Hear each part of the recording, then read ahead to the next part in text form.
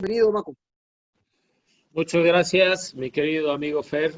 Muchas gracias a todos por estar aquí y muchas gracias obviamente por la invitación. Vamos a tratar de abordar este tema que es un tema muy complejo y yo los invito a todos que si tienen alguna duda o si quieren opinar durante el transcurso de la plática, se sientan libres por completo. Muchas veces tenemos las dudas, se nos va por completo en ese momento la onda de preguntar y ya después ya se nos olvida qué queríamos preguntar. Entonces, siéntanse con toda la confianza de hacerlo y vamos a empezar. Entonces, en cuanto a las lesiones meniscales, si es que quiere correr obviamente la presentación, ¿verdad? ¿Qué es el menisco? Creo que esto es la parte básica que todo el mundo ya sabemos que no es ni un tendón ni un cartílago, sino todo lo contrario. O sea, definitivamente no tiene una consistencia específica este menisco y está constituido casi por completo, o en una muy buena parte por agua y por materia orgánica, una buena parte por colágeno tipo 1 y lo que resta de proteoglicanos y ADN. En cuanto a su anatomía vascular, que eso es muy importante y sin embargo cada día tratamos de reparar más lesiones en esta zona. La parte más periférica va a ser la parte con más vascularidad y la que nos va a dar una mucho mayor capacidad para cicatrización. Y la parte blanca o la parte más central es la que nos va normalmente a generar mayores fallos. Como pueden ver, aquí está completamente como la periferia es la que está completamente irrigada y en la parte central no hay mucha irrigación.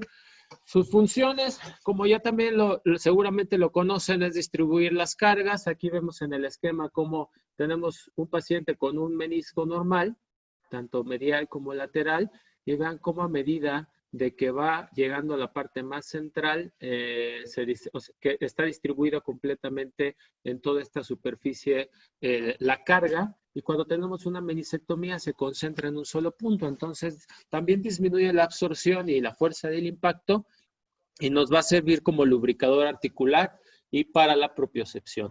Tiene una traslación lateral de más o menos entre 8.2 milímetros y una traslación medial de 3.3 milímetros. En esta situación, el menisco lateral es extremadamente móvil, el menisco medial casi prácticamente no lo podemos ver. En cuanto a la epidemiología, ¿por qué es más frecuente tenerlo en pacientes que son entre los 18 y los 40 años, que es lo que consideramos un adulto joven? En este caso, lo que sucede es que empiezan a ya no haber las demandas energéticas de la infancia a la adolescencia y ahora va a haber un principal problema que es la edad, ¿no? Empezamos a tener eso de a mí no me pasaba después de los 30 años, el sexo, la complexión, que eso definitivamente es lo que tratamos de ser fitness, y el grado de actividad física, que hay quienes lo disminuyen por completo y hay quienes en ese momento les da por querer aumentar porque empiezan a haber enfermedades crónico-degenerativas. Definitivo es una lesión que nosotros como artroscopistas vemos muy frecuentemente, una incidencia bastante alta. El desviamiento artroscópico es de los procedimientos más comunes, eso desde el 2010 se ha visto, y desafortunadamente 40% de estas meniscectomías evolucionan a osteoartritis. De hecho, es muy alto o era muy alto antes el número de meniscectomías que se realizaban. Las lesiones reparables hasta el 2010 se consideraban el 10% solamente, y vean cómo a partir del 2017, que seguramente desde antes ya lo habían comentado, aumentó el número de lesiones reparables. Quizá porque empezamos a creer más en esa zona blanca o empezamos a creer más en las técnicas quirúrgicas para poderlo reparar. Entonces, los efectos de la meniscectomía, vean como un menisco normal no va a presentar una diferencia en la distribución de cargas. Cuando nosotros lo suturamos, vean cómo quizá puede aparecer un poco más de carga en esa zona, pero cuando tenemos una meniscectomía, vean cómo aumenta de forma muy intensa esa carga que se le da hacia el cartílago, ¿no? Y obviamente las secuelas son estas. Meniscectomía es igual a lesión de cartílago, y vean qué tan desastrosa puede ser la situación cuando quitamos un menisco. O en esta resonancia magnética en un corte sagital, vemos cómo prácticamente desaparece la superficie articular en esta zona y cómo va a aumentar el edema. Esto incluso puede estar presente desde antes de hacer una cirugía o por el mecanismo de lesión. El mecanismo de lesión normalmente va a ser un cambio de dirección que puede ir acompañado de un valgo forzado y obviamente esto nos puede acompañar también de una lesión del ligamento cruzado anterior, pero tanto una rotación interna como una rotación externa nos puede presentar esto. En cuanto a la exploración física, ya tenemos bien conocidas las maniobras que nos van a servir para identificar una lesión. La maniobra de McMurray que se realiza de esta forma, y vean cómo el talón nos va a indicar el menisco que estamos revisando. Me pasa mucho que a veces el paciente llega como asustado, como que tiene la lesión seguramente de menisco y lo revisas y le haces el twist para un lado donde no es la lesión y el paciente dice, ay, me duele. Entonces muchas veces piensas que a lo mejor sí tiene el signo positivo, pero específicamente ese signo, cuando tú volteas aquí y el talón está viendo hacia la parte medial, ese es el menisco que estás revisando, y si lo pones hacia el lateral, es el otro menisco que estás revisando. Si nosotros ponemos esta maniobra, que es la maniobra de Tesalli, es más o menos algo similar, lo único que lo diferencia es que lo estamos haciendo con carga, con el paciente de pie, y es exactamente lo mismo. Si está el talón viendo hacia afuera, definitivamente estamos hablando de que puede tener y el dolor se presenta en lateral, puede llegar a tener un dolor. Si tenemos si tenemos esta prueba que es la de Apley, que es la de distracción y tracción, y en ese sentido, nosotros podemos ver que cuando hacemos la tracción y giramos de un lado al otro, normalmente el paciente no va a presentar dolor, pero cuando hacemos la compresión y el paciente tiene una lesión positiva, va a presentar dolor. De estas tres maniobras, la que se ha visto que es más sensible y específica es la de Tesalli. Sin embargo, muchas veces el paciente no soporta el poder estar de pie y tener que hacer esa maniobra, ¿no? La clasificación básica de la resonancia magnética es esta clasificación de Mink, en donde tenemos un grado 0, en donde tenemos un menisco normal, un grado 1 donde se ve relativamente puntiforme la lesión, un grado 2 en donde se ve una lesión lineal pero que no contacta con ninguna de las zonas articulares, y una grado 3 en donde sí contacta ya con alguna de las zonas. Eso es igual a una lesión quirúrgica de grado 3.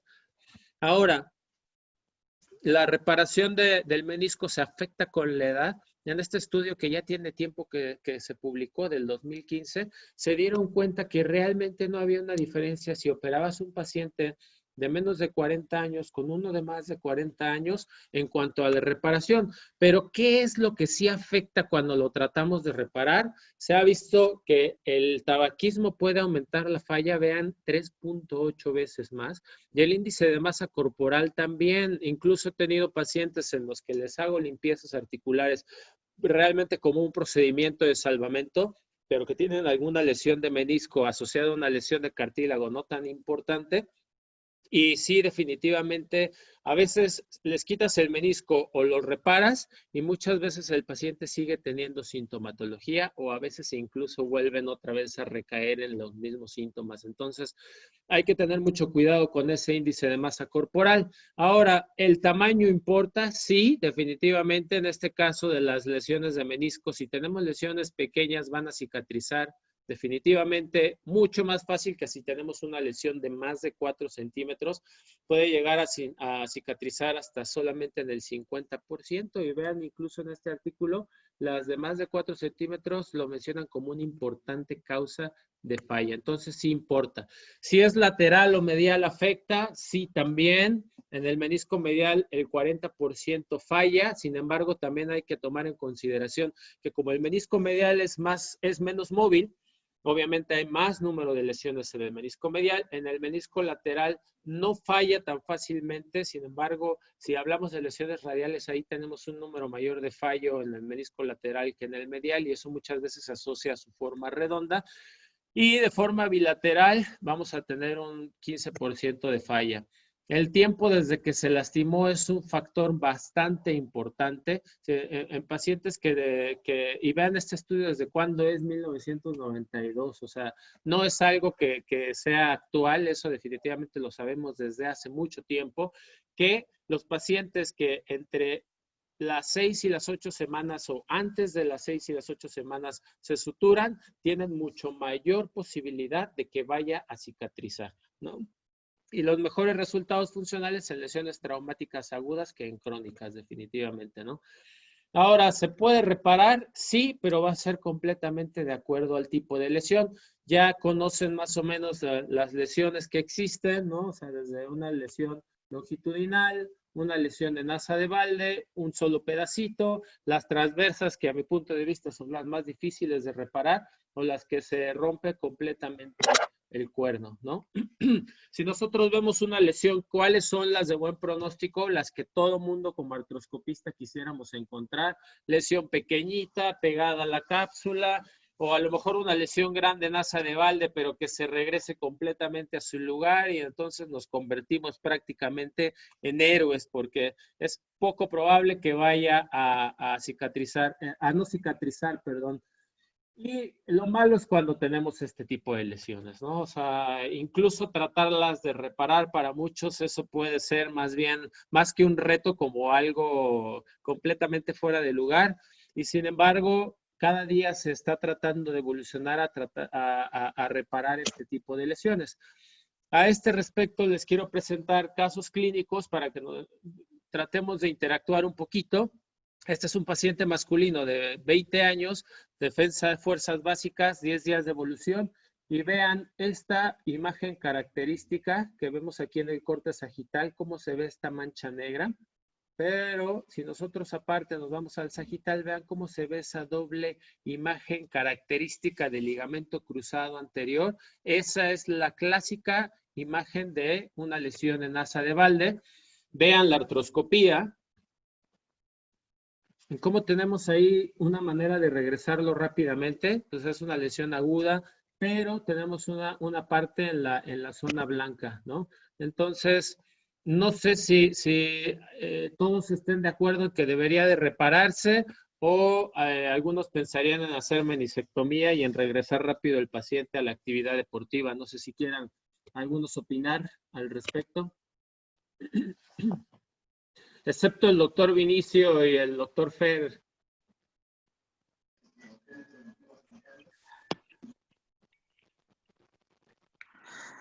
Creo que se las estás poniendo un poquito ¿Quién difícil, votaría Marco. por decir sí, vamos a reparar esa lesión?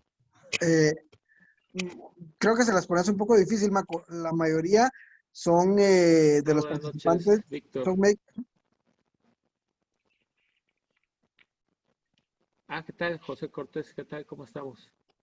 Bueno, creo que todos estamos de acuerdo en que tendríamos que repararla, ¿no? Entonces, lo que hicimos en este caso fue poner unos puntos todo dentro.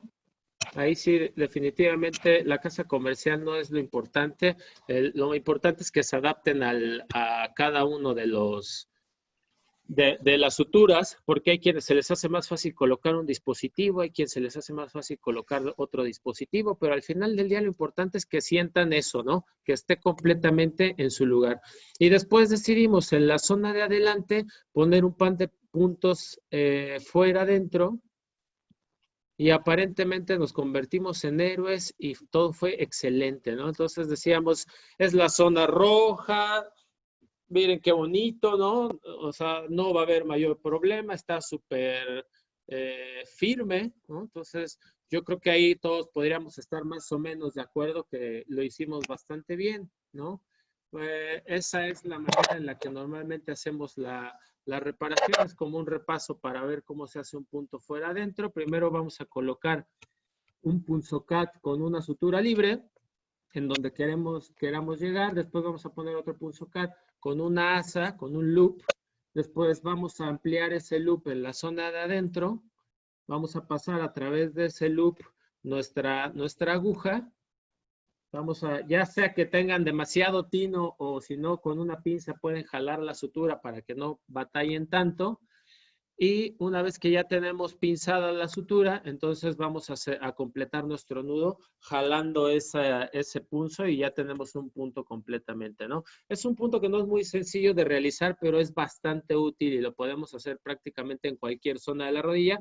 Claro que en la zona posterior es mucho más complejo y tenemos el riesgo de lesión al paquete vascular, ¿no? Las técnicas dentro-fuera, ya lo saben, utilizamos el Meniscal Protector básicamente, que nos va a servir metiéndolo y sacando una agujota que va a llevar en el borde más proximal un agujero para poder meter ahí en la sutura, y la diferencia es que vamos a hacer el punto desde adentro hacia afuera, ¿no? Entonces, lo único que hay que tener mucho cuidado igual es con que no vayamos a agarrar el safeno y en la parte externa el ciático popliteo, ¿no? Ahora, lo que les comentaba, aparentemente éramos héroes, sin embargo, 2 meses después, es decir, 6 semanas lo habíamos dejado sin apoyo, nos habíamos asegurado de que todo estaba muy bien y sin embargo, al empezar a trotar de forma suave, el paciente refiere dolor punzante medial. Claro que eso es lo que dice el paciente. Nosotros creemos que a lo mejor hizo un poquito más, un cambio de dirección leve o algo por el estilo, pero se derrama una vez más y aparte con limitación para los arcos de movimiento. Yo no sé si todos estén de acuerdo, a lo mejor que eso es simplemente una sutura y que se inflamó, o si creen que a lo mejor podría ser que quizá pueda ser que en realidad es una nueva lesión, ¿no?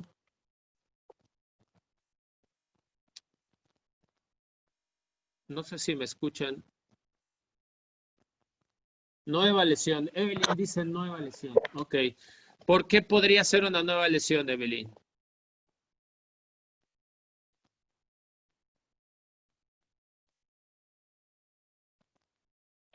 Porque muchas veces ha pasado, que de repente esto pareciera como si fuera una nueva lesión y en realidad resulta que es solamente la situación de las suturas posquirúrgicas.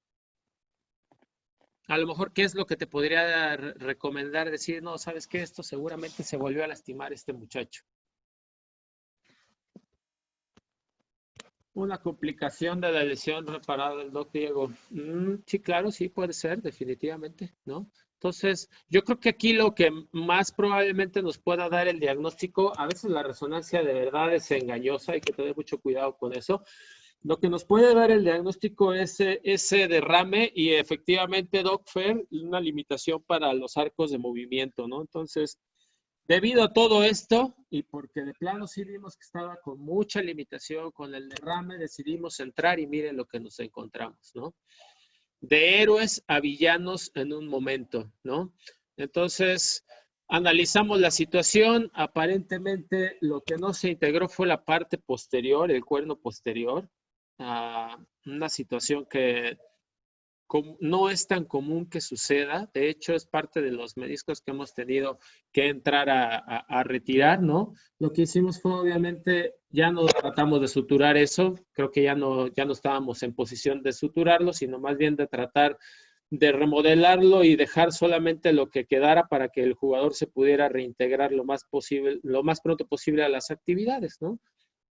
Vean cómo tuvimos que retirar una buena parte del cuerno posterior. También tenía una situación en el cuerno anterior, pero si recuerdan, la lesión inicial era una lesión en asa de balde grandota y finalmente nos quedó, yo creo que por lo menos un poco más del 50% de ese menisco y nuestra lesión de cartílago, que a veces no sabemos si ya venía con la lesión o nosotros también nos encargamos de ser los tiranos del cartílago, ¿no? Readaptación de la articulación al nuevo peso del cuerpo, creo que esa es una situación importante, doctora, y yo creo que ahí en ese sentido incluso hacer una protección del cartílago, ya sea con una viscosuplementación, si es un deportista de alto rendimiento, cada 6 meses o cada año, o tratar de hacerlo la protección con cisadoas, ¿no? Con glucosamina, con druitina y eso, ¿no? Ahora, resultados, vean realmente la tasa de éxito, y esto es un artículo del 2018, hasta el 84.6%. O sea, hay que tratar de repararla cuando tengamos un asa de balde que se pueda regresar a su lugar. Incluso en el mismo artículo mencionan que a veces las que no son tan regresables a su lugar, o sea, que no se puedan reducir, también hay que tratar de repararlo ya que la tasa de éxito es amplia. Pero claro que tenemos que ser claros con el paciente. Si no es un paciente de alto rendimiento, comentarle que pudiera tener la necesidad de otra cirugía si es que falla, ¿no? Y el paciente que yo les comento es la falla que tuvimos de esas lesiones de asa de balde, pero claro que nos falta todavía muchas lesiones de asa de balde que seguramente van a ir bien o quizá puedan ir mal, ¿no?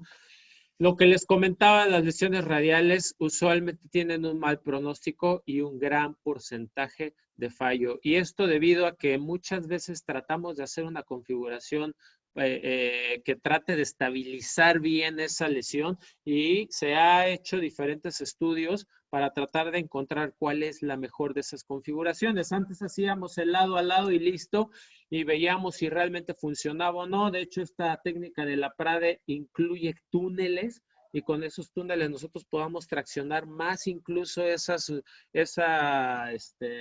reparación, pero actualmente la que se ha visto que funciona mejor es la configuración en hashtag. Entonces, en ese sentido, tengo este otro paciente. Vean, esta lesión es muy engañosa. Este es un masculino de 32 años, volante, lesión radial lateral de 2 días de evolución. De repente iba corriendo, cambio de dirección y presenta un dolor punzante en la cara lateral de la rodilla. Y si nosotros no estamos acostumbrados a ver estas lesiones, podríamos pensar que es la transición del cuerno anterior al cuerno posterior. Entonces, hay que tener mucho cuidado con eso. Y miren qué bonito se veía aquí, ¿no? Se ve súper como una cosa bien tranquila. Y de repente, cuando entramos a la artroscopía, vean qué lesión tan compleja, ¿no? O sea, ese tipo de lesiones por eso son completamente engañosas, ¿no? Entonces, ahí lo que hicimos fue tratar de repararlo solamente con puntos fuera adentro. Realmente veíamos que tenía una estabilidad adecuada. Primero pusimos ese punto lado a lado en la parte inferior y después pusimos un punto en la parte superior. Incluso pensábamos hacer la configuración en hashtag, sin embargo, esa configuración es más sencilla de realizar con la pinza de Artrex, que es de paramenisco, que es como si quisiéramos reparar un slap, es una pinza mucho más pequeñita. Y entonces decidimos que la mejor opción era hacer eso. Vean el resultado. Creo que en general la zona blanca está bastante remodelada. Tenemos una buena unión. Yo creo que con eso es más que suficiente cuando nosotros cuidamos al paciente. Sin embargo, 6 semanas después, continúa con un derrame de 50 mililitros. 8 semanas después, un nuevo derrame. Tuvimos que tomar una nueva resonancia y observamos que tuvo un desgarro parcial y se tuvo que realizar una meniscectomía parcial. Entonces, esas lesiones son muy traicioneras. Tenemos que tener mucho cuidado, tratar de hacer lo posible por dejarla completamente estable. Actualmente lo que hacemos es este tipo de configuración. Vean aquí como tenemos otra lesión radial. Y aquí lo que hicimos fue justamente hacer ese hashtag. El palito de abajo del hashtag está en la parte inferior que no se alcanza a ver del menisco, pero vemos cómo tenemos una sutura longitudinal de este lado, una sutura longitudinal en el otro lado y traccionamos con una sutura longitudinal las dos suturas transversales, ¿no? Entonces eso nos da un soporte mucho más importante y nos evita que tengamos un riesgo más grande de fallos. Y sin embargo, el fallo tampoco es tan grande. O sea, tenemos un fallo entre el 17 y el 19%, que si tomamos en consideración el fallo de las asas de balde, definitivamente pues es mejor, ¿no? 10% de todos los casos, pero llevamos 10 lesiones radiales. Normalmente lo que más tenemos son lesiones en pico del oro, lesiones en cuerno posteriores. Entonces, ese tipo de lesiones no son tampoco tan frecuentes. Y el siguiente caso es un masculino de 26 años, jugador de básquet de fines de semana, y no lo van a creer, pero tuvo una lesión. Este fue su mecanismo de lesión. Dice que estaba jugando en una silla, que se estaba jugando a que enredaba la pierna en la pata de la silla y de repente sintió mucho dolor, un dolor muy intenso. Y nos llega con esta resonancia magnética. No sé si alguien quiere opinar si le ven algo en particular a esa resonancia. Yo sé que es un solo corte, la parte de la izquierda es la resonancia patológica. No sé si alguien tenga algo que comentar al respecto. ¿Cómo la ven?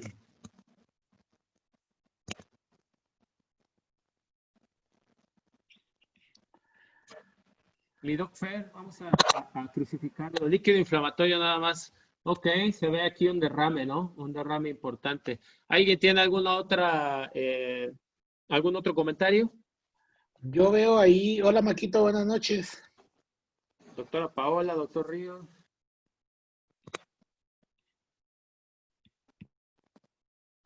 No se animan porque sienten que los voy a crucificar como al doc, ¿verdad? Bueno, la resonancia de la izquierda es la patológica y la resonancia de la derecha es una resonancia normal. A simple vista podría ser exactamente lo mismo, ¿no? Veo una lesión intrasustancia que sería en esta parte de aquí, ¿no? Doc Vini seguramente, ¿no? Bueno, en este lado de acá seguramente igual tiene una lesión intrasustancia, ¿no? Pero la cuestión en realidad es esta transición. Uno pensaría que esto es normal. Ya. Está bien, Doc Diego. Pero finalmente, bueno, o sea, esa situación es lo que uno piensa que es normal y sin embargo, eso es una lesión.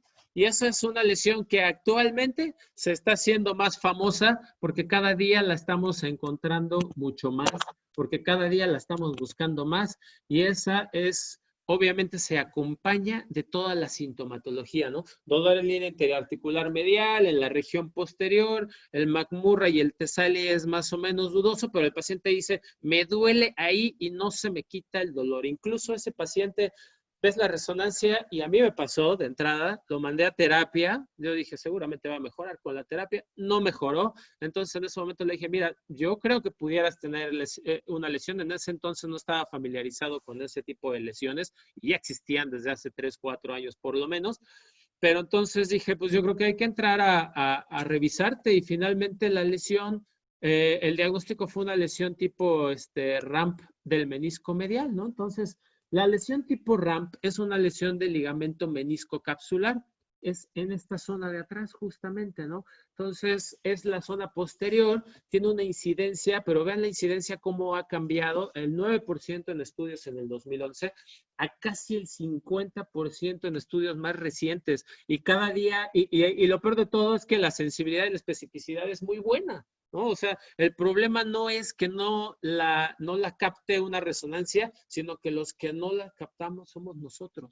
Vean cómo se ve la imagen, ¿no? Se ve una imagen clarita de una raya que pareciera que es normal, pero no es normal, ¿no? Incluso hay veces que con el médico radiólogo, que es una brillante persona que tenemos ahí en el SEMA, yo lo discutí y le decía, doctor, es que, o sea, es una lesión que en la artroscopía la vimos, pero si no, definitivamente a lo mejor en la resonancia no lo hubiéramos visto, y actualmente eso nos permite que podamos tener mucho más capacidad de verlo. ¿Qué es lo que vamos a ver en la artroscopía? Esto.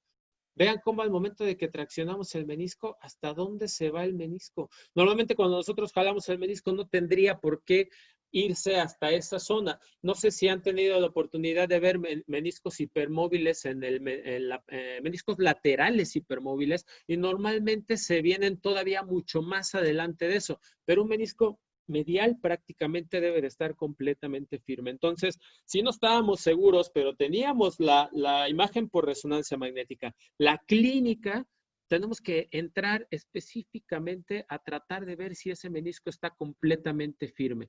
Entonces, el tratamiento, hay técnicas de diferentes casas comerciales en donde dicen que tienes que hacer un portal posteromedial, entras y utilizas uno de esos pasasuturas para hacer puntos y con eso vamos a tener una mejor sutura o una mejor reparación. La realidad es que hemos visto que con un punto todo dentro, que todas estas son las opciones que existen, incluso ahorita aquí en México lleva un par de semanas que salió el Meniscal Cinch 2, que es más sencillo de utilizar.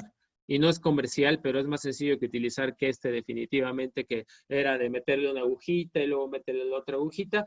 Pero al final del día, lo que se ha visto de todo esto, vean cómo esta es la técnica por el portal posteromedial. Es definitivamente más complicado, dan de cuenta que estamos reparando un labrum, ¿no? Y al final del día, nosotros lo que hacemos actualmente, porque hemos visto que funciona, es poner un punto, pero la diferencia es que tratamos de que ese punto lo giremos hacia abajo para tratar de agarrar bien nuestra unión menisco-capsular. Hay que tomar en consideración que es una zona muy vascularizada, ¿no? Entonces, definitivamente, el riesgo de que tengamos una mala respuesta o una mala reparación no es tan alto, ¿no? Y ahí sí, al final del día jalamos y vean, eso es un menisco que normal, ¿no? Vean cómo al momento de que lo jalamos, difícil de moverse, ¿no? Incluso hay un artículo en el que lo que hacen es meterse por el portal posteromedial y con una pinza traccionan la cápsula y al final del día ponen un par de puntos de sutura, uno hacia abajo y uno hacia arriba, y lo ven como válido. Ahora, en cuanto a los resultados, definitivamente es eso, ¿no? Más del 90% del tratamiento de cualquiera de las técnicas. Entonces, el problema no es cómo lo vamos a reparar.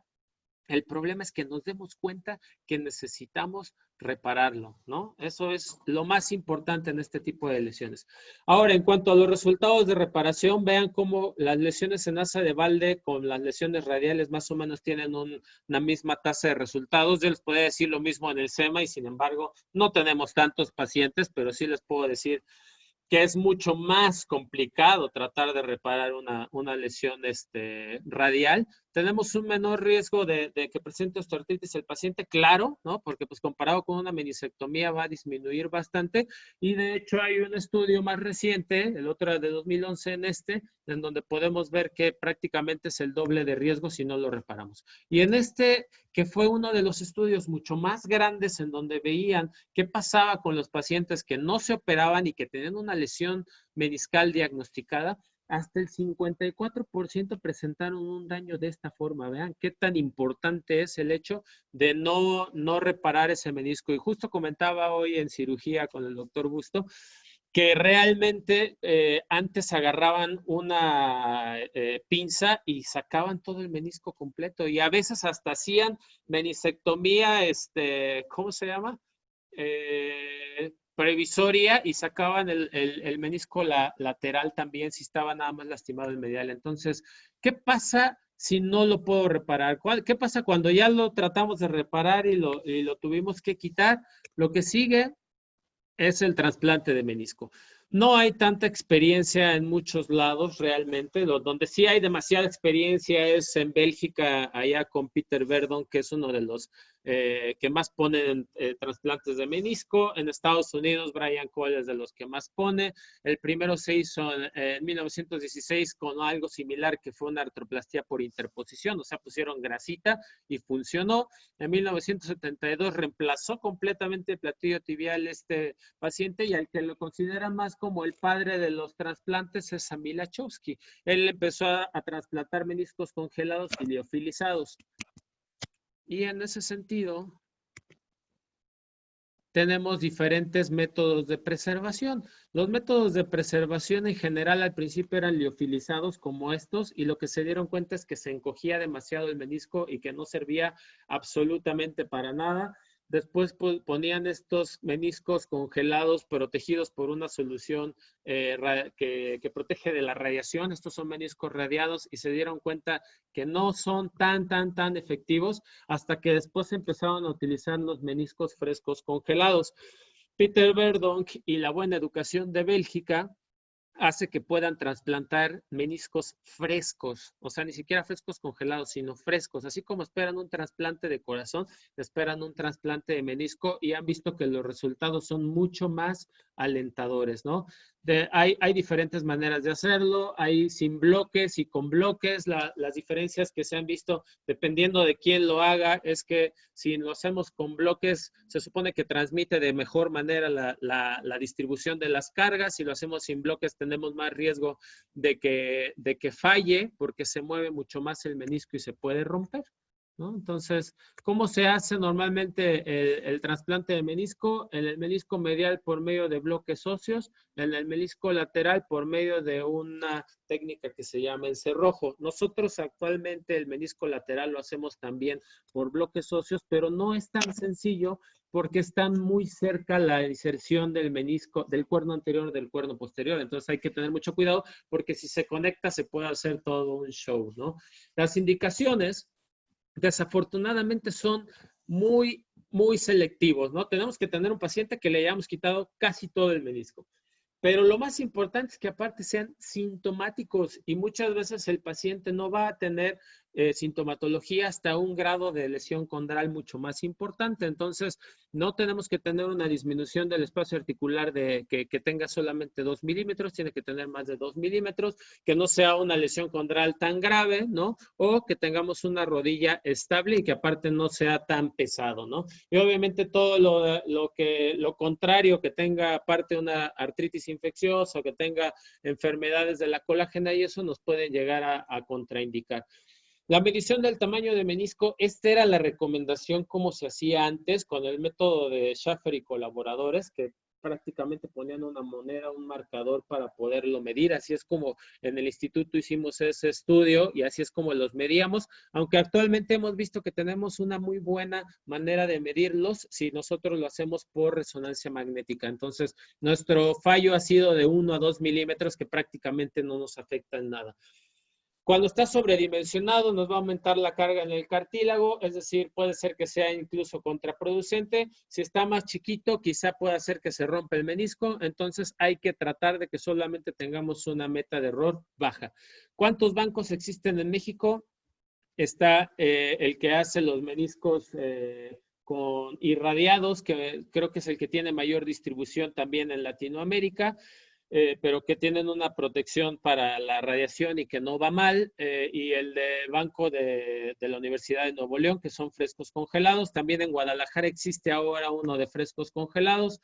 Así es como los preparamos, como les comentaba, nosotros ponemos aparte una sutura de tracción en el cuerno posterior que nos facilita que llevemos ese menisco a su lugar, ¿no? Entonces, más o menos es como lo realizamos. Actualmente yo utilizo la guía de Artrex que no tiene punta para tratar de hacer el cuerno posterior, el túnel posterior, y aparte lo hago con una flip cutter que es la que nos sirve para solamente hacer precisamente el tamaño específico de la pastilla ósea, y en la parte de adelante sí hacemos el túnel completo. Y en la parte lateral, como les comentaba, realmente nosotros hacemos los túneles, ya que el instrumental que tiene Artrex no está siempre disponible. Esto se puede acompañar, vean lo complejo que es de andar llevando todas las suturas para tener una tracción adecuada y relevarlas y pasarlas por los túneles, pero se puede acompañar de osteotomías. Y en ese sentido hay un muy buen artículo de Scott Rodeo, que es desde el 2010, en el que menciona que aumenta todavía la supervivencia hasta 10 años cuando hacemos una osteotomía de valguización en conjunto con un trasplante de menisco como una artroplastía de interposición. O sea, si nosotros hacemos eso, por lo menos le podemos asegurar casi 10 años al paciente de que no tenga dolor, sobre todo si tenemos un paciente de 40 años, de 35, ¿no? O sea, para tratar de no tenerle que poner una prótesis o una hemiartroplastía. La rehabilitación va a depender mucho de la lesión. Antes normalmente era así, arcos de movimiento, 30 grados 2 semanas, 60 4 semanas, 90 6 semanas. Actualmente, si no tengo una lesión en asa de Valde o una lesión muy compleja, normalmente los dejo flexionar de 0 a 90 grados desde el principio. Si es el menisco lateral que es más móvil, lo tratamos de hacer un poquito más gradual. Cuando es el menisco medial, definitivamente tratamos de ser un poquito más conservadores, ¿no? Pero cuando es una reparación del cuerno anterior, le dejamos la movilidad libre, y aparte de todo, el apoyo también no lo necesitamos diferir cuando son los cuernos anteriores, o empezamos con el apoyo solamente con la punta del pie, ¿no? Pero en general el apoyo es diferido 4 semanas. Si es una lesión muy pequeña, si es una lesión tipo ramp, lo dejamos 3 semanas y empezamos con apoyo parcial, ya que sabemos que el grado de cicatrización es mayor y que aparte está en una zona donde no nos va a comprometer mucho el apoyo apoyo, ¿no? Y finalmente los dejamos una semana con 2 muletas y una semana con una muleta, ¿no? El regreso a la actividad física va a depender del tipo de actividad, definitivamente, y a la reparación también, como les comentaba, porque no es lo mismo poner un puntito de estos a tener que poner una cantidad grande de suturas, ¿no? Otras opciones quirúrgicas de sustitución de menisco, actualmente tenemos solamente disponible el Actifit, y sin embargo se ha visto que ha fallado por la situación de que no lo sobredimensionamos el implante y que a veces no se llega a integrar de forma adecuada al menisco. Entonces, no hemos llegado a tener la solución en ese sentido. ¿Qué hay a futuro? Meniscos construidos con una nanoestructura de ácido poliláctico o con o pegamentos, que fueran así pegamentos como tipo cola loca, que van a estimular la reparación. Imagínense, ¿no? Eso sería algo verdaderamente increíble y sin embargo se están estudiando. Vean las fechas, 2019, 2016. Vamos a tratar de que eso funcione. Imagínense que podamos poner un pegamento así que no necesitamos ni siquiera poner sutura. Yo creo que sería lo mejor, ¿no? Y eso sería todo. Entonces, no sé si gusta empezar con las preguntas. La doctora Vargas ya me está empezando a bombardear y ella empieza preguntando, ¿alguna edad límite para hacer un trasplante de menisco? Pues mire, la edad límite es 50 años, aunque hemos tenido pacientes que se les hace más o menos 55, 60 años para hacer una artroplastia de interposición junto con una osteotomía y les ha ido bien. Ahorita podría decirles a 5 años, ¿no? Va a depender mucho del grado de desgaste también o de que lo acompañemos de esa osteotomía. Y dice, cuando se repara una lesión en asa de Valde, ¿cuándo se repara una lesión en asa de Valde? Como les decía, yo diría, siempre hay que tratar de repararla, aun cuando a veces no tengamos la lesión en asa de Valde perfecta, aguda. Si la logramos regresar a su lugar, tiene una buena capacidad de reparación, ¿no? ¿Se acompaña de microfracturas por lesiones de cartílago? Sí, normalmente si tenemos una lesión de cartílago hay que tratarlas de reparar. El tiempo de apoyo es prácticamente el mismo. Si tenemos una lesión de cartílago hay que dejarla entre 4 y 6 semanas y va a depender obviamente de la zona. Si nosotros tenemos una lesión en la rótula o en la tróclea, podemos dejar al paciente flexionando 0 a 90 y apoyando en extensión, ¿no? Muchas gracias por las preguntas, doctora. No sé si alguien más tenga alguna duda. El doctor Vinicio León tiene la mano levantada, Vini. Hola, Marco. Buenas noches, ¿me escuchan? Hola, buenas noches. Creo que ya dormía el doctor Fernando. ¿Me escucha, Fernando? Doctor Vinicio. Hola, Marco, ¿cómo estás? Buenas noches. Bueno, creo que ya no los escucho. ¿Me escuchan?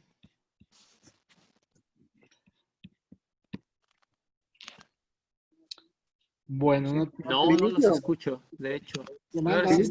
Qué raro, la verdad es que nunca me había pasado. ¿Qué tal? No Mira, hay problema, déjeme ver. Escribirle porque no nos oye. Sí.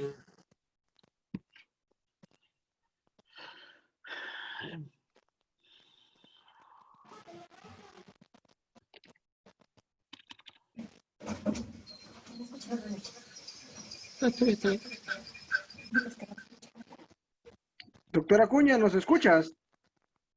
Ya aquí los escucho.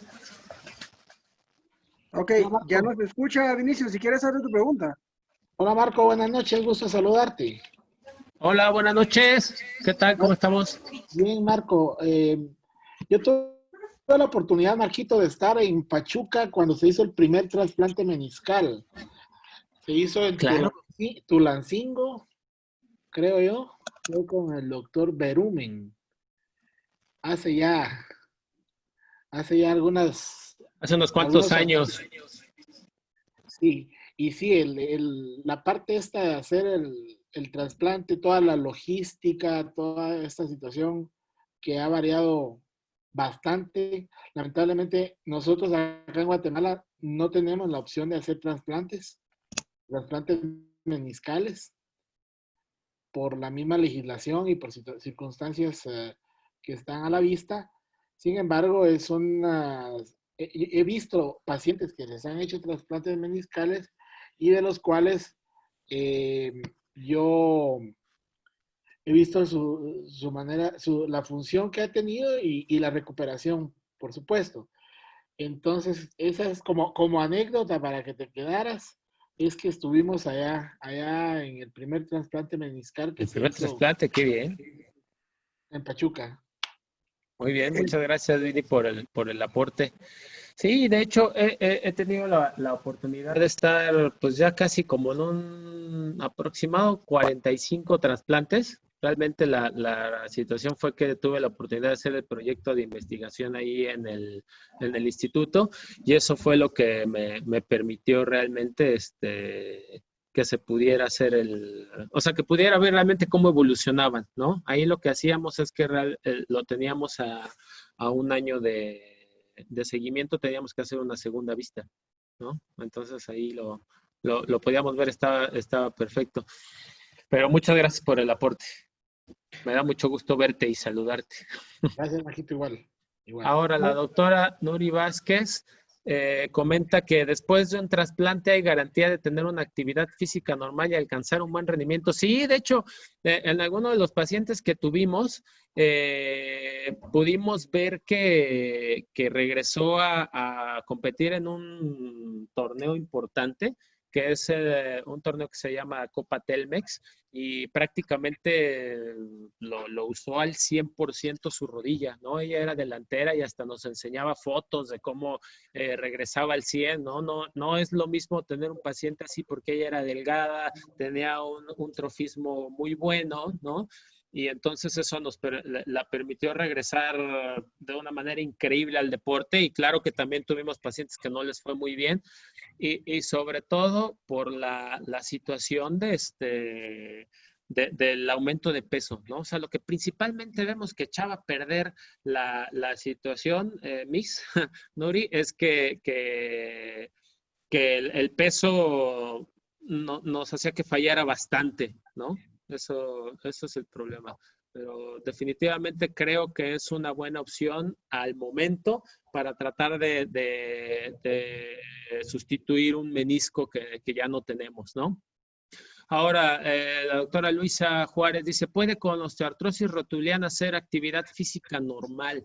Yo creo que ahí dependería mucho del grado de desgaste que tenga, ¿no? Porque he tenido pacientes con una condromalacia patelofemoral grado 1 o 2 que los viscosuplementamos, los protegemos con glucosamina, con druitina y definitivamente les va excelente, ¿no? Se les quita el dolor por completo, se sienten a todo dar. Hay pacientes que evolucionan mal, que siguen con dolor y entonces ahora los empezamos a estudiar más y resulta que no solamente es condromalacia, sino que tiene aparte también una inclinación rotuliana importante. Entonces eso nos obligaría a lo mejor a tener que hacer algún tipo de cirugía para alinearlo y que tenga un mejor pronóstico, pero va a depender completamente de la sintomatología del paciente, ¿no? Entonces, si el paciente tiene mucha sintomatología, hay que valorar si es un atleta de alto rendimiento que está en el mero sitio, o sea, en su mero cumbre de la carrera, pues tratar de hacer lo posible por no operarlo y por meterlo lo que se pueda para protegerlo, ¿no? Pero si es un paciente de fines de semana que más o menos hace actividad y que está más o menos tranquilo, pues entonces ese tipo de pacientes no necesariamente tienen que regresar a hacer la actividad deportiva intensa, ¿no? A menos que sea completamente necesario. El doctor José López dice, ¿qué pasa cuando un atleta presenta un esguince grado 1 del ligamento cruzado anterior y ligamento colateral? ¿Es recomendable cirugía o solo con terapias?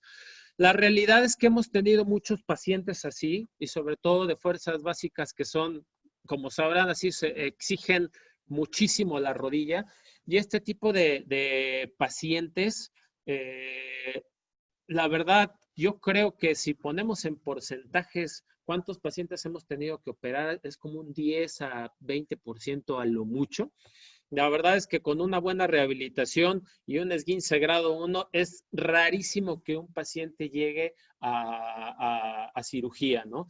Y esto sobre todo porque el paciente que llega a cirugía es porque de plano en la actividad diaria se siente a todo dar, pero cuando lo empiezan a exigir y en una exigencia así de alto rendimiento, muchas veces termina por presentar dolor. A veces ni siquiera es la sensación de inestabilidad, sino el dolor que les da, porque seguramente aumenta la carga por el aumento de la inestabilidad hacia el cartílago. Y eso es lo que llega a presentar el dolor y aparte empiezan a presentar derrames y eso. Pues finalmente el paciente dice, ¿sabes qué? No mejoro, me voy a, ya habíamos platicado que era cirugía, pues hay que operar, ¿no? Entonces, respuesta así rápida, una lesión grado 1 es muy poco probable que caiga en cirugía y puede irse a rehabilitación.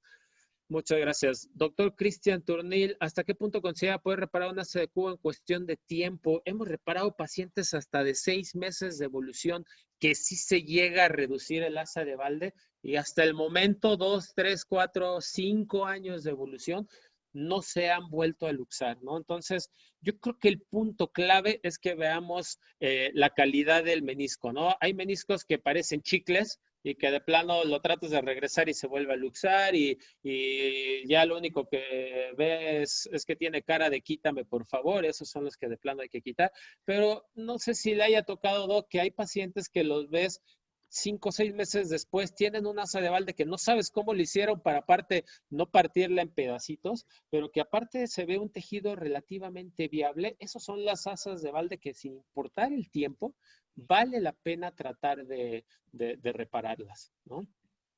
No sé si queda más o menos clara la respuesta. Acerca del menisco discoide, doctora Mónica, acerca del menisco discoide, si no da sintomatología, no hay que tocarlo. Tengo una muy buena amiga, ortopedista pediatra, que ella es la que prácticamente muchas veces me ha invitado a hacer ese tipo de cirugías cuando el paciente le llega normalmente o está roto el menisco discoide, o sea, es una lesión parcial o a veces hasta total y a veces traen sobrecarga nada más, ¿no? Entonces, pero una sobrecarga importante, ¿no? Una sobrecarga súper importante. Su nena la operaron a los 11 años. Sí, o sea, si su nena tenía dolor y tenía esa sobrecarga, también es importante operarlos porque si está presentando dolor solo por sobrecarga, quiere decir que va a presentar un desgaste articular súper importante, ¿no? O sea, que se está presentando un daño hacia el cartílago, ¿no? Pero ahí lo más importante de las lesiones en asa de balde, y miren que a mí me pasó cuando era residente, que empiezas a cortar y cortar y cortar, y llega un momento en el que no te das cuenta y ya te llevaste una buena cantidad de menisco. O te llevaste una cantidad de menisco y no te das cuenta que lo que te queda de tejido para reparar ni siquiera es lo suficientemente estable. Entonces podemos llegar a dejar al paciente casi sin menisco. Hay que ir con muchísimo cuidado en esa situación del menisco discoide y tratar primero de estabilizar si es que está roto con unos puntos y después empezarlo a cortar poco a poquito para que dejemos un menisco lo cercano a lo normal. Se le quita la sintomatología al paciente y aparte quitamos el problema de sobrecarga, ¿no? Y ahora, creo que por ahí había visto puntos clave para tomar en cuenta en la rehabilitación de los posoperados en lesión meniscal de asa de balde. Híjole, yo creo que ahí el punto clave. El doctor Fer, perdón, había preguntado a qué edad decides ya no reparar. Yo creo que, Doc, eso es muy variable dependiendo de la edad fisiológica, ¿no? O sea, yo ahí al que siempre pongo de ejemplos a mi querido padre, que todavía a la edad de 57, 58 años le reparamos el menisco y le fue bien, ¿no? O sea, y eso porque él ha hecho ejercicio desde hace mucho tiempo. Tengo pacientes que los ves y dices, no puede ser que tenga 55, 60 años. Entonces, yo creo que hay que evaluar muy bien eso, ¿no? Definitivamente la calidad de tejido y no solamente basarse completamente en la edad. Pero claro que si tienes un paciente de 65, 70 años, difícilmente vas a tener una adecuada cicatrización, ¿no? Lo que comentaban ahorita sobre las lesiones la rehabilitación de los posoperados de asa de balde, es básico lo del no apoyo, ¿no? Eso sí, eso y la flexión es completamente mandatorio estar insistiéndole a los fisioterapeutas que no vayan a hacer un apoyo antes de tiempo, que no vayan a flexionar más de 90 grados. Eso es lo que hace que las reparaciones en general fallen, pero un asa de balde en donde pusimos un montón de puntos, nos puede llegar a fallar si nosotros los permitimos, ¿no? Entonces, muchas gracias por la pregunta, mi querida Erika, pero no los dejes flexionar a más de 90 grados ni que apoyen, por favor. El doctor Juan Socop, su experiencia, un paciente con lesión meniscal pequeña y mediana puede recuperar con rehabilitación física. Es decir, ahí lo importante sería evaluar por resonancia magnética si realmente es una lesión que requiere cirugía, porque como lo vimos, ¿no? Si tenemos una lesión tipo MINC 1 o 2, en donde realmente es una lesión intrasustancia, o tenemos una lesión RAMP que en realidad no necesitamos reparar porque al paciente no le urge recuperarse, muchas de esas lesiones tipo RAM me ha tocado que las mandas a rehabilitación y regresan y se les quita por completo el dolor. Aunque debo decir que de esos pacientes muchos tienen menos de 15, 16 años. O sea, son chavitos que están haciendo su fútbol, actividad ahí en el club y todo eso llega, les ves la lesión y dices, bueno, o sea, sí, quizá necesitaría meterlo a cirugía, ¿no? Pero qué tal que después de 2, 3 semanas se le quita el dolor por completo y eso puede ser porque es una lesión que está muy cerca de la cápsula, ¿no? A medida que es más grande el paciente, es un poco más complicado, pero sí he tenido pacientes que hemos tratado de que no se tengan que operar si no es necesario, ¿no? Pero si tenemos una lesión definitivamente quirúrgica, como es un asa de balde, una lesión radial, una lesión longitudinal larga que se vea muy clara en la resonancia magnética, al contrario, hay que tratar de repararla lo antes posible, ¿no? ¿Su vida en el voleibol podrá ser normal? Sí, definitivamente. Lo único que sí preguntaría, doctora Mónica, es si qué tanto de menisco se le resecó, ¿no? Porque eso puede ser importante para determinar qué tipo de actividad se le va a realizar, o sea, qué tipo de actividad puede hacer. En charlas de prevención de osteoartritis, siempre les comento que tenemos que, si no vamos a tener un somatotipo para un deporte en específico, y eso que yo le había comentado seguramente en otras pláticas, es decir, el clásico flaquito que quiere levantar pesas o quiere hacer CrossFit, ¿no? O el que está un poco aumentado de peso y que quiere correr como maratones, o sea, eso nos puede llevar a lesiones muy fácilmente, ¿no? Entonces, si no tenemos el somatotipo, por lo menos hay que tratar de adaptar al paciente al somatotipo. Si su hija es extremadamente delgada y no tiene mucho músculo, seguramente va a poder jugar voleibol, pero también va a tener un riesgo alto de lesión. Entonces, va a necesitar que la preparen adecuadamente para que pueda hacer una actividad deportiva, no solamente voleibol, sino lo que sea, ¿no? Eso es lo más importante. El doctor Carlos puede recomendar algunos métodos no invasivos para la recuperación de menisco en deportes de alta tensión mecánica. Alta tensión mecánica, doc. No sé específicamente a cuál se refiera. Métodos no invasivos para la recuperación de menisco en cuanto a rehabilitación. No sé si se refiere a eso. Mientras tanto, le voy a contestar al doctor José Francisco. ¿Cuándo podría ser seguro empezar con el trabajo de fuerza poscirugía? En una lesión de menisco definitivamente es después de los 3 meses aproximadamente, ¿no? O sea, necesitamos que un paciente de alto rendimiento, más o menos entre el tercer y cuarto mes, regrese a fortalecer. Muchas veces de lo que se ayudan los fisioterapeutas es de hacer electroestimulación y tratar de hacer demasiada isometría para que cuando el paciente ya pueda hacer cargas específicas, que puede ser entre el segundo y el tercer mes, pero dependería mucho del tipo de lesión. Lo que les comentaba, el asa de balde prácticamente no lo dejo apoyar hasta las 6 semanas, pero a lo mejor una lesión pequeña que empieza a apoyar a la tercera semana, para la sexta recuperó sus arcos de movimiento completos. O sea, le dices flexiona y flexiona casi completo, lo puedes empezar a fortalecer, pero yo creo que también eso depende mucho de la actividad deportiva. Pero si ponemos así como un intervalo aproximado entre el segundo y el tercer mes, a expensas de ver cada lesión meniscal, ¿no? Mi querido Vinicio pregunta sobre el plasma rico en células regenerativas y células madre.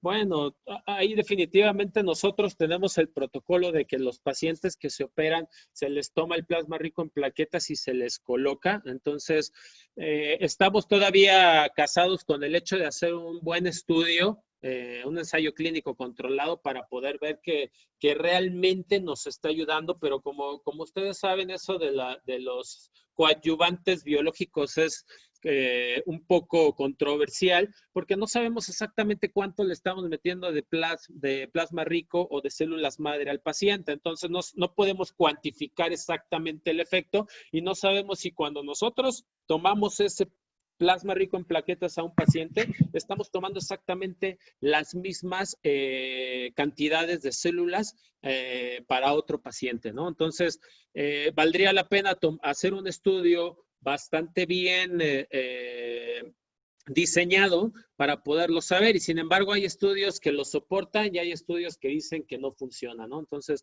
yo creo que eso es muy dependiente también de la experiencia de cada uno. Nosotros en general se los ponemos a todos y van bien, ¿no? Haider, buenas noches, doctor. ¿Cuánto tiempo el fisioterapeuta ya puede flexionar el miembro a 90 grados para no perjudicar el proceso quirúrgico? Yo lo que les comentaba, salvo las asas de balde que a veces hasta te quedas con la duda de que pudiera estar 100% fija, normalmente yo los dejo flexionar de 0 a 90 grados desde el primer día. Incluso no se van a su casa si no doblan de 0 a 90 grados, ¿no? O sea, eso depende mucho y eso es parte de la comunicación que tengamos con el fisioterapeuta y que tengamos con el paciente, de decirle, ¿sabes qué? Tuviste una lesión grave, ¿no? Y esa lesión grave implica que tengamos que dejarte inmóvil o que tengamos que flexionar progresivamente tu rodilla.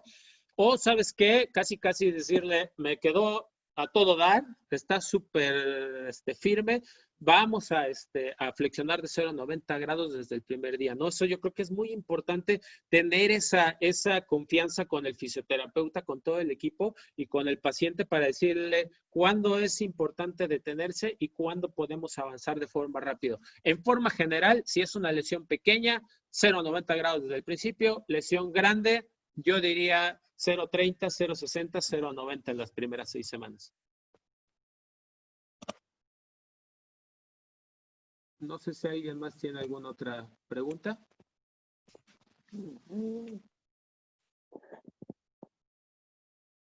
¿Alguna otra pregunta?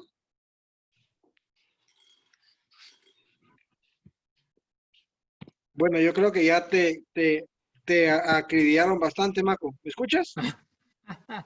No, hombre, con todo gusto. Bueno, Quisiera no sé. que así fuera siempre, mi querido Fer. Bueno, yo no sé si no hay más preguntas. No me queda nada más que agradecerte por acompañarnos en la noche de hoy, Maco. Muy bonita ponencia. Realmente vamos algunos añitos atrás con algunas cosas acá en Guatemala y siempre es bueno ver lo que están haciendo por allá y aprender cada día un poco más. Te agradezco mucho tu ponencia y quedas invitado para cuando quieras estar nuevamente con nosotros. No, muchas gracias, al contrario, por la invitación. Yo con todo gusto, cuando ustedes quieran, estoy para servirles.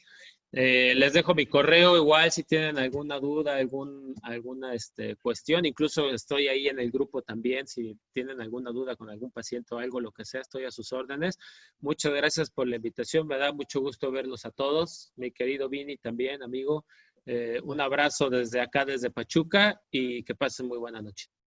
Gracias, buenas noches. Y yo quiero aprovechar para mandarles un abrazo. Aquí está José Cortés Gómez también de México, porque acabamos de pasar un susto con lo que les pasó a ustedes allá con el terremoto, y desde acá de Guatemala nos solidarizamos también, mi hermano. Ya sabes que siempre estamos pendientes, y gracias por la ponencia, estuvo bastante bien. Muchas gracias. Muchas gracias. Saludos igual, doctor José Cortés, y a todos los que estuvieron por aquí. Muchas gracias. Que pasen buena noche. Gracias, Marco. Feliz noche. Para todos los demás, seguimos el día sábado. Vamos a estar con el doctor Roger Argenis de Argentina, es el deportólogo del Boca Juniors. vamos a platicar un poco sobre un tema que teníamos pendiente del primer módulo, que es la prescripción del ejercicio en la población de niños. Entonces, nuevamente, si hay alguien que se une por primera vez a las charlas del día de hoy, pueden hacer favor de dejar, voy a dejar abierto un rato el ya chat me acuerdo, que aquí lo estoy viendo. y me pueden dejar su nombre y su número de teléfono. Yo cierro ahora el audio y el video y quien se Es que lo quiera estoy viendo de aquí, qué menso. me deja sus datos. Feliz Oye, noche a pero todos. sí se escuchaba. Buenas noches, adiós Sí. a todos. Feliz noche a todos, que descansen. Pues sí. No, ya sé, estaba así de...